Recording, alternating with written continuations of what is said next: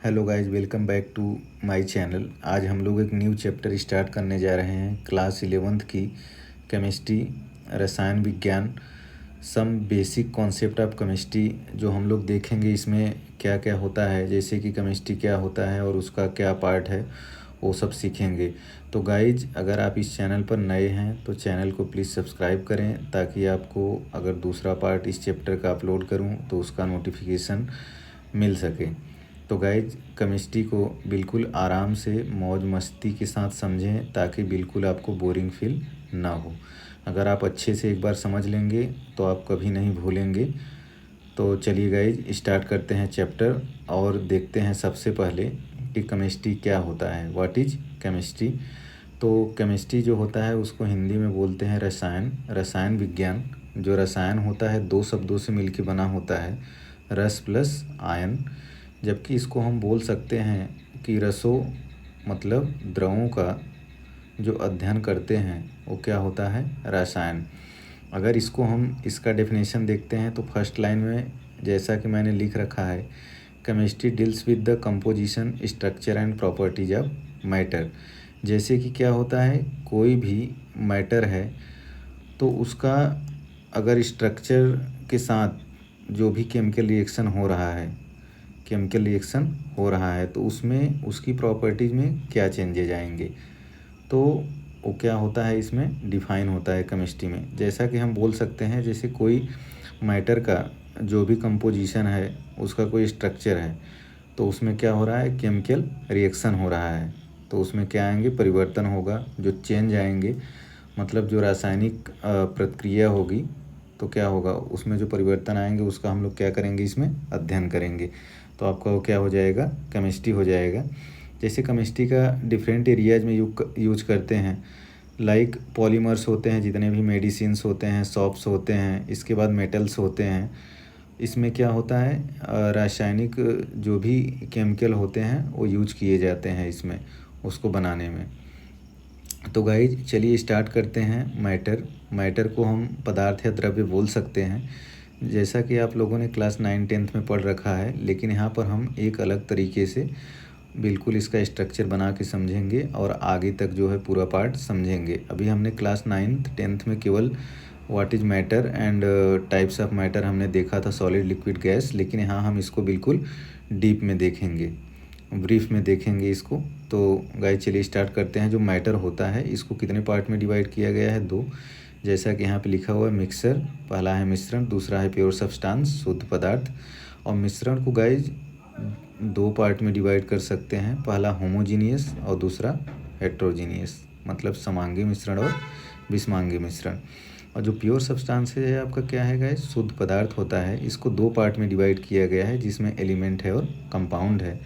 Element मतलब तत्व, जो नाम से ही पता चल रहा है। इसको तीन पार्ट में डिवाइड किया गया है, metal element, non metal element और मेटलॉइड्स एलिमेंट्स, धातु, अधातु और उपधातु में। और जबकि प्योर सब्सटेंस का गाइस दूसरा पार्ट है कंपाउंड, यौगिक, जिसको दो पार्ट में डिवाइड किया गया है, ऑर्गेनिक और इनऑर्गेनिक कंपाउंड। तो जैसा कि गाइस सबसे पहले चलिए जानते हैं कि मैटर क्या होता है, व्हाट इज मैटर। तो मैटर को देखते हैं, anything that has mass and occupies space is called matter. For like a matter is made of teeny particles.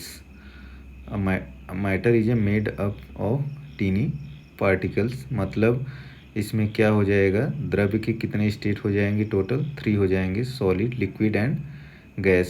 Solid form में फॉर एग्जांपल लाइक जैसे कोई टेबल हो गया, चेयर हो गया। एंड लिक्विड फॉर्म में आप कंसीडर कर सकते हो कोई भी लिक्विड एलिमेंट आप ले सकते हो। एंड गैस जो होता है वॉल्यूम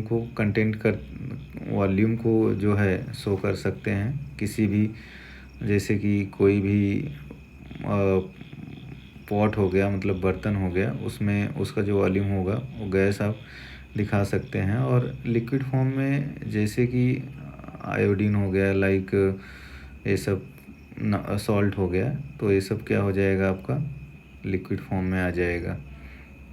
एंड ऑयल हो गए, ये सब किस में आ जाएंगे गए, लिक्विड फॉर्म में आ जाएंगे। तो जो मैटर है इसकी टोटल कितने अवस्थाएं हो गई, 3, सॉलिड, लिक्विड और गैस। तो चलिए गाइज आगे अब देखते हैं कि जो है मिक्सर क्या होता है। तो हम लोग देखेंगे मिक्सर, उसके बाद देखेंगे प्योर सब्सटेंस। तो मिक्सर जैसा कि नाम से ही पता चल रहा है मिश्रण। मिश्रण मतलब किसी चीज़ों को मिक्स करना, किसी चीज़ों को मिक्स करना। अ mixer contain two or more substance present in it any ratio. तो जो मिश्रण होता है वो क्या करता है, जैसे दो या दो से अधिक शुद्ध पदार्थ को क्या करता है, भी कंटेंट में किसी भी कंटेंट में क्या करता है, किसी भी अनुपात में वो उपस्थित हो सकता है। मतलब कम हो सकता है और या तो ज़्यादा भी हो सकता है। तो हमारा क्या हो जाएगा, मिक्सर हो जाएगा। और जो मिक्सर होता है दो टाइप्स का होता है, होमोजीनियस समांगी मिश्रण और हेट्रोजीनियस विषमांगी मिश्रण। होमोजीनियस क्या होता है, in homogeneous mixer components completely mixed with each other. मतलब क्या होगा, इसमें जो भी कंपोनेंट होंगे एक दूसरे में मिक्स हो जाएंगे। तो आपका क्या हो जाएगा, होमोजीनियस। फॉर एग्जांपल शुगर का सॉल्यूशन ले लो, शुगर और वाटर का, चीनी और पानी का। तो दोनों को अगर आप घोलोगे तो बिल्कुल एक क्या होंगे, मिक्स हो जाएंगे। लेकिन इसमें किसी भी अनुपात में आप ज़्यादा ले सकते हैं, जैसे पानी को ज़्यादा ले सकते हैं या तो फिर चीनी को भी ज़्यादा ले सकते हैं। तो किसी का भी अनुपात ज़्यादा हो सकता है। तो गाइज आपका ये क्या हो गया, होमोजीनियस। आगे आप हम देखते हैं जो है हेट्रोजीनियस। तो हेट्रोजीनियस गाइज क्या होगा, in heterogeneous mixer compounds are not completely mixed with each other. मतलब जो आपका विषमांगी मिश्रण में होगा, कोई भी जो मिक्सर होगा वो कम्प्लीटली क्या होगा, मिक्स नहीं होगा।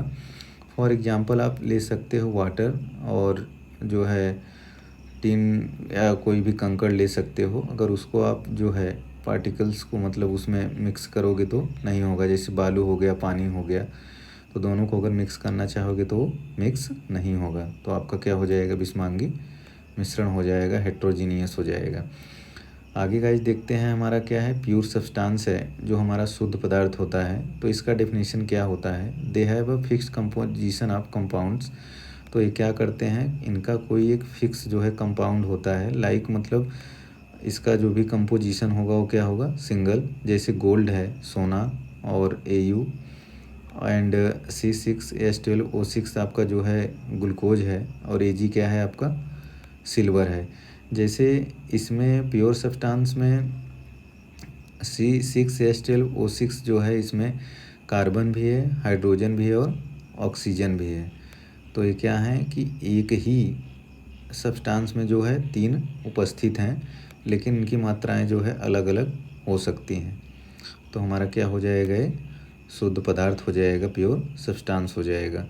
आगे देखते हैं गाइस, इसका पहला पार्ट है एलिमेंट। एलिमेंट क्या होता है, an element consist of only one type of particles, this particles में बी एटम्स आर मॉलिक्यूल्स। मतलब इसमें क्या होगा, केवल एक प्रकार का ही पार्टिकल्स होगा। क्या होगा, एक प्रकार की होगा। वो भी जो पार्टिकल्स होगा या तो एटम्स हो सकता है या तो मॉलिक्यूल्स हो सकता है। मतलब या तो अणु हो सकता है या तो परमाणु हो सकता है। तो गाइस जैसे एग्जांपल में हाइड्रोजन हो गया, सोडियम हो गया, ऑक्सीजन हो गया, नाइट्रोजन हो गया, क्लोरीन हो गया। तो आपके क्या सब हैं, एलिमेंट हैं, मतलब एक तत्व हैं। अगला गाइस देखते हैं कंपाउंड क्या होता है। तो कंपाउंड देखते हैं, compound is a mixture of two or more atomic mass of the elements present in a molecular. मतलब जो भी हमारा कंपाउंड होगा वो क्या होगा, दो या दो से ज़्यादा जो भी अणु भार होगा, मतलब अणु द्रव्यमान बोल सकते हैं इसको, किसी भी परमाणु में क्या होना चाहिए, तत्व में मतलब उपस्थित होना चाहिए। किसी भी तत्व में क्या होना चाहिए, उपस्थित होना चाहिए। किसी भी तत्व के परमाणु भार में आप बोल सकते हैं उपस्थित होना चाहिए। जैसे H2O है, NaCl है, H2SO4 है, Na2CO3 है। इन सब में क्या है, दो या दो से अधिक जो है अणु हो सकते हैं। जैसे H2SO4 में हाइड्रोजन है, सल्फ़र है, ऑक्सीजन है। Na2CO3 में नाइट्रोजन है, कार्बन है, ऑक्सीजन है।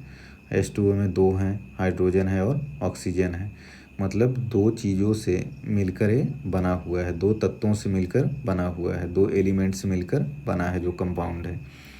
आगे गाइस देखते हैं मॉलिक्यूलर मास क्या होता है। जैसे कंपाउंड में हमने देखा कि मॉलिक्यूलर मास को अब हम जानेंगे कि क्या होता है। तो molecular mass is the same of atomic masses of the element present in a molecules. For example sodium है, सोडियम का जो है एटॉमिक नंबर क्या होता है 11 और एटॉमिक वेट जो होता है कितना होता है 23 होता है। सोडियम का जो परमाणु क्रमांक होता है वो कितना होता है 11 और जो उसका परमाणु भार होता है वो कितना है 23। तो आगे गाइस जब देखते हैं मोलैरिटी की इसमें हमें आवश्यकता पड़ी, ये होता है मोलरता। क्योंकि हमें आवश्यकता इसलिए पड़ी क्योंकि इसमें विलेय मतलब सॉल्यूशन और सॉल्वेंट की बात की जाती है। किसकी बात की जाती है? सॉल्वेंट की बात की जाती है। तो गाइस देखते हैं मोलरता क्या होता है। Molarity it is defined as the number of moles of the solution in 1 litre of the solution solute in 1 litre of the solution. जो हमारा विलय होगा मतलब 1 लीटर जो विलायक होगा, जो भी एलिमेंट उसमें मिक्स होने वाला होगा, जैसे कि एग्जांपल ले लेते हैं पानी का और चीनी का।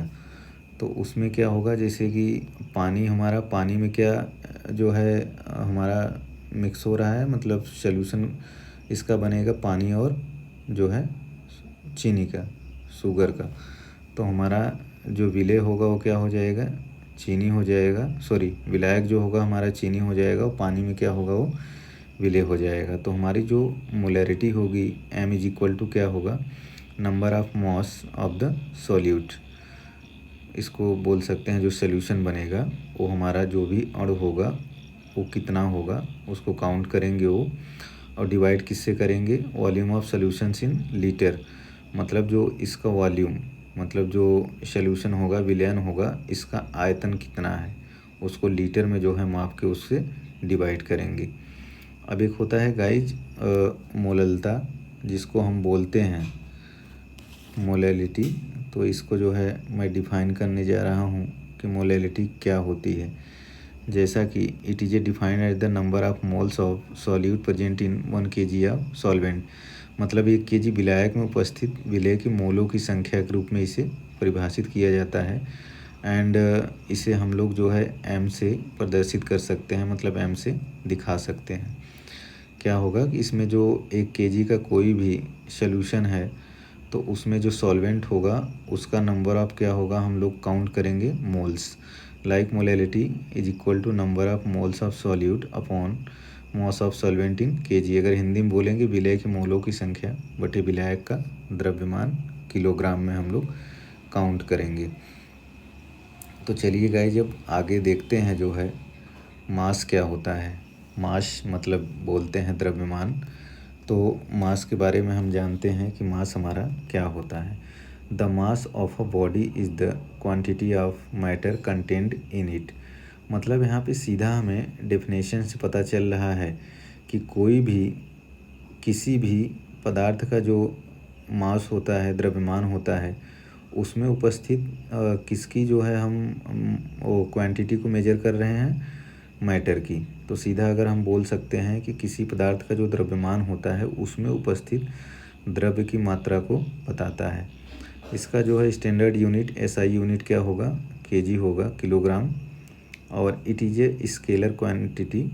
स्केलर मतलब जिसमें हमें किसकी बात करेंगे, डायरेक्शन की बात करेंगे और जो है एम्पलीट्यूड की भी बात करेंगे।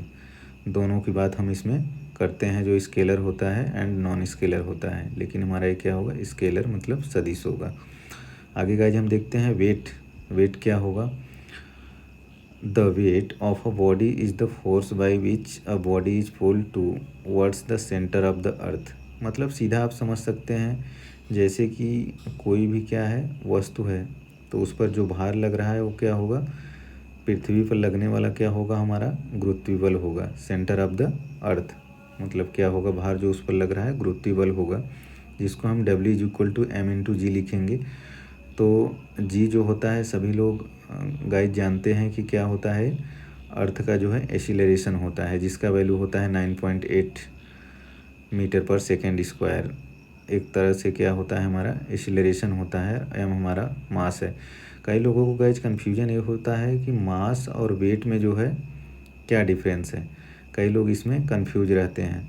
तो जो हमारा मास होता है उसमें क्या होता है, हम द्रव्य की जो भी मतलब मैटर है उसकी हम क्वांटिटी को देखते हैं, और जबकि वेट में हम क्या करते हैं कि सेंटर ऑफ द अर्थ जो होता है, मतलब जो फोर्स लगता है सेंटर ऑफ द अर्थ पृथ्वी पर जो भी लगता है उसको हम वेट में देखते हैं। तो गाइज इसको लेके कंफ्यूज ना हो। और जो वेट का हमारा एसआई यूनिट स्टैंडर्ड यूनिट होता है वो क्या होता है, न्यूटन। आगे गाइज जो है अब हम देखते हैं अवोगाड्रो जो है एक हमारा लॉ है, तो इसके बारे में हम देखते हैं।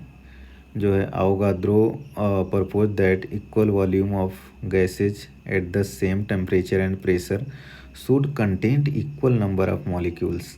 तो सीधा गाइज इसमें लिखा हुआ है कि जो अवोगाड्रो ने रूल्स को दिया था उसमें क्या था, सेम टेम्परेचर और सेम प्रेशर। और तीसरा चीज़ हमारा क्या होना चाहिए, जो हमारा गैस का वॉल्यूम है उसमें मॉलिक्यूल्स की जो भी नंबर्स हैं वो क्या होनी चाहिए, सेम होनी चाहिए। क्या होनी चाहिए, सेम होनी चाहिए। जैसा कि आप बोल सकते हैं कि अवोगाड्रो ने ये बोला था कि समान ताप और दाब पर सभी गैसों के समान आयतनों में अणुओं की संख्या क्या होनी चाहिए, समान होनी चाहिए। मतलब सेम टेम्परेचर होना चाहिए, और जो वॉल्यूम होगा उसमें सेम टेम्परेचर होना चाहिए, सेम प्रेशर होना चाहिए, और जो है इक्वल नंबर ऑफ मॉलिक्यूल्स होने चाहिए। जबकि गाइस नंबर ऑफ अवोगाड्रो जो हमारा होता है इसका वैल्यू कितना आता है, 6.021 इंटू 10⁻23 होगा, पर मोल होगा। पर मोल बिल्कुल ध्यान देंगे। तो हमारा एक क्या है, स्टैंडर्ड वैल्यू है, इसको हम याद कर सकते हैं, जहाँ पर यूज होगा इसे हम यूज कर सकते हैं। तो चलिए गाइस जब अगला पार्ट हम देखते हैं, जो है एलिमेंट का 3 पार्ट होता है। पहला मेटल होता है, दूसरा नॉन मेटल होता है, तीसरा मेटलॉइड्स होता है। तो सबसे पहले गाइस हम जानते हैं कि मेटल क्या होता है, व्हाट इज मेटल्स। तो मेटल्स जो होते हैं, metal are substances that form naturally below the surface of the earth. Metals are inorganic, which means they are made of substances that were never alive. और जैसे कि मेटल्स जो हमारे धातु होते हैं इसमें एक तरह से जो भी सब्सटेंस आता है, लाइक जैसे कि कोई भी पेड़ पौधा पृथ्वी में दब जाता है, या तो कोई भी मतलब जीव जंतु हैं वो क्या है, पृथ्वी में दब जाते हैं, वो कभी जो है दोबारा जीवित नहीं हो सकते हैं। उससे क्या होते हैं, मेटल जो है बनते हैं। और ये जो है मेटल्स जो क्या होते हैं, नेचुरली होते हैं। जैसे एग्जांपल में आपका Au सोना हो गया, गोल्ड हो गया, Ag सिल्वर हो गया, आयरन हो गया, कॉपर हो गया, निकिल टीन हो गया, एट्सेट्रा हो गया। तो बहुत सारे मेटल्स ऐसे होते हैं। और दूसरा गाइज है नॉन मेटल्स। तो नॉन मेटल्स हमारा क्या होता है, non metals are those which lack all the metallic attributes. They are good insulators of heat and electricity. They are mostly gases and sometimes in liquid form. तो ये क्या होते हैं, मोस्टली कभी कभी ये जो है गैस के फॉर्म में भी होते हैं और द्रव के फॉर्म में भी, मतलब लिक्विड के फॉर्म में भी होते हैं। और ये जो एक तरह से जो है सुचालक होते हैं, आई मीन्स इंसुलेटर्स जो होते हैं, ये उष्मा और विद्युतीय रूप से जो है होते हैं, मतलब हीट एंड इलेक्ट्रिसिटी के रूप में होते हैं। जैसे for example guys phosphorus, carbon and sulphur etcetera. Next है गाइज मेटलाइट्स। मेटलाइट्स क्या होता है, ये जो है जिसमें दोनों हो, मेटल्स हो और नॉन मेटल्स हो, वो आपका क्या हो जाएगा, मेटलाइट्स होगा। जैसे कि आर्सेनिक हो गया, जर्मेनियम हो गया, बुरान हो गया, एट्सेट्रा। आगे चैप्टर में इसका हम स्ट्रक्चर देखेंगे। और जो है आर्सेनिक का जो है हम लोइस संरचना बनाएंगे, जर्मेनियम का बनाएंगे, बुरान का बनाएंगे, तब जाके हम इसको देखेंगे कि मेटलाइट्स में कैसे आता है। इसके बाद गाइज जो हमारा कंपाउंड्स है उसको हमने 2 पार्ट में डिवाइड किया था। पहला था जो है ऑर्गेनिक कंपाउंड, सेकेंड था इनऑर्गेनिक कंपाउंड। तो सबसे पहले हम जानते हैं कि ऑर्गेनिक कंपाउंड क्या होता है। तो ऑर्गेनिक कंपाउंड में जैसा कि there are a large number of organic compounds and therefore a proper systematic classification was required. It's broadly classified like acyclic open chain and cyclic closed chain. तो मतलब जो भी हमारा organic compound होंगे इसकी जो भी structure होगी, लाइक एल्केन्स एल्किन्स ये सब हैं, तो मतलब ये असाइक्लिक भी हो सकते हैं, ओपन चेन हो सकता है, और एक क्लोज फॉर्म में भी हो सकते हैं।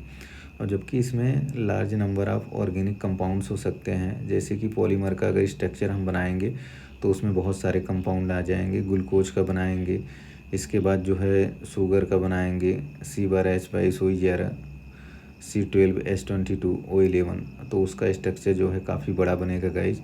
तो उसमें बहुत सारे जो है कंपाउंड्स आ सकते हैं। जैसा कि मैंने पहला साइक्लिक बना रखा है बेंजीन का, B6H6 जो है।